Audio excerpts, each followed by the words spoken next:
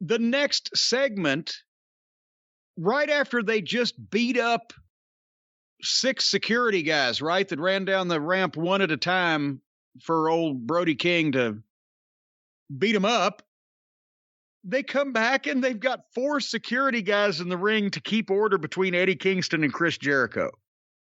So wouldn't you think that if they were going to do that, maybe they would put the beating up of the security guards right maybe after they're supposed to be seen trying to keep order amongst the main event guys? I don't know. But the jury is out now, or not jury is out, the jury is in. The question has been answered. Jericho's switching heel. Either that or he's crazy.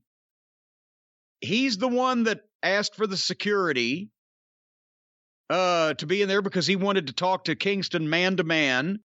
Everything that Jericho did talking about Kingston here was phrased in the way that you would phrase it if you were trying to make him the babyface and you were trying to switch heel and get the people to start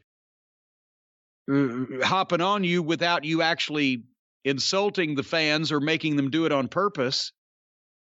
And they basically shot this with this thing. Kingston his story is that Jericho's a leech and, sucks up to everybody he thinks can get him over and blah, blah, blah. And Jericho thinks that Kingston is a jobber-looking outlaw mud show fuck that he had never heard of. And, but then he found out that he was good, but, and Jericho's got to use a lot of phrase, the baby, when he said Kingston could be a huge baby face, and Kingston said, what's a baby face? At least Eddie's trying. So finally, Jericho condescendingly puts Kingston over, but then tells him I didn't give 2 shits about you or your sob story, and that Kingston is jealous of his success because deep down, Kingston knows he can't be at Jericho's level. And Kingston jumped back on him and said, unlike him, he doesn't bury people to promoters or leech off of others. And Kingston has he's got that Jimmy Valiant quality that when he says shit that doesn't make any sense, when you think about it, it still sounds good because he's saying it. And it sounds like he's just coming up with this shit off top of his head, and he wanted to fight Jericho. And Jericho, again, said Kingston's scared of success. His uncle was a failure. His father was a failure. Kingston can't win the big one. And then Jericho agrees to a match with Kingston at Revolution. Actually, 2 matches, on May 6th and then March 6th. He corrected himself. And if Kingston wins, then Jericho will shake his hand and respect him. And this is where I liked that Jericho even did a good job at this, especially if he's turning heel and not just being a wise ass. And Kingston was good. They made a mistake at the end that I thought could have been easily corrected, but it may have been because of Jericho's outsized ego or thinking that he's the star and the straw that stirs the drink. But when Kingston said, don't give me the mimosa match, Chris Jericho. Don't give me the foolish Chris Jericho. Give me the Chris Jericho that did this and did that bled buckets in Tennessee. So Eddie's a fan of the Night of Legends. Still available at JimCornette.com, but they're soon to be sold out. And he basically said, give me the real Chris Jericho that we all came to respect and not this one, or he leaned over and said, or I'll eat you alive. And that should have been the out. That should have been the last line. They should have hit the music and had a stare down and the announcers pitch out. But Jericho had to blister him back and get the last word and call for his own music. And again, a lesser name, if they're trying to get Eddie up, then he should have had the last word over the bigger name. A lesser name, it has a subliminal difference when they're told off by a star and that's the last word, rather than when the guy that, okay, he's the lesser name, but he may be the guy we want to go with in the future, so we're trying to get him up. He needs the last word. Does that make sense?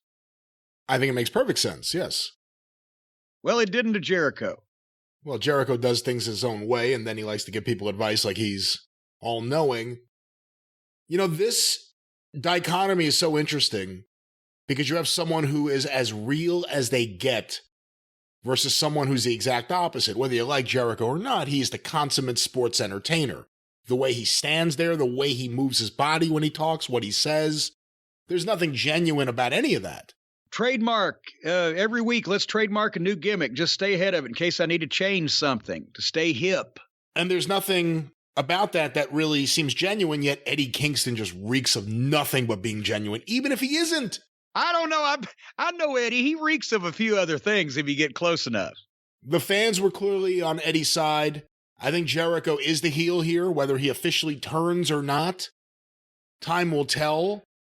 I will say, and I noticed this last week during the match, I think it was a tag match with Santana and Ortiz, Jericho appears to have finally gotten into a little bit of better shape.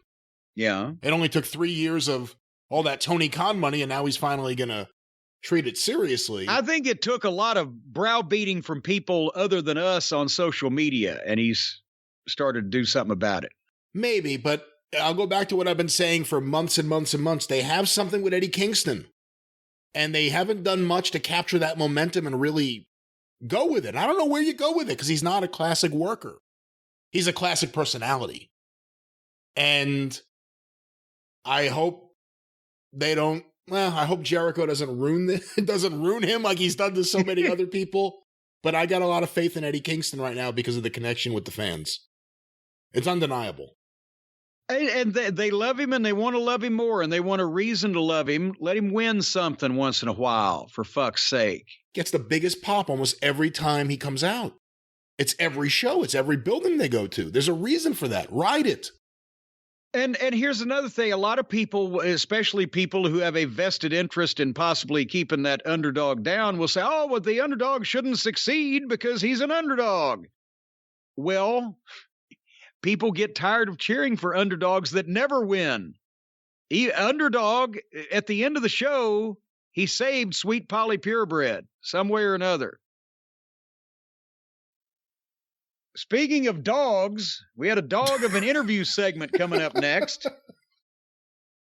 When job guys in this world appear and break the laws that they should fear. Now, Matt Hardy, Andre Olio, Private Party in the Stairway Again. Matt Hardy is this international yacht broker from Toulon, France, signing all this major talent up to the Hardy family office, now the Andre Hardy family office. And he can't even afford a fucking office. His office is a goddamn stairwell. Not even a nice stairway, but an emergency exit.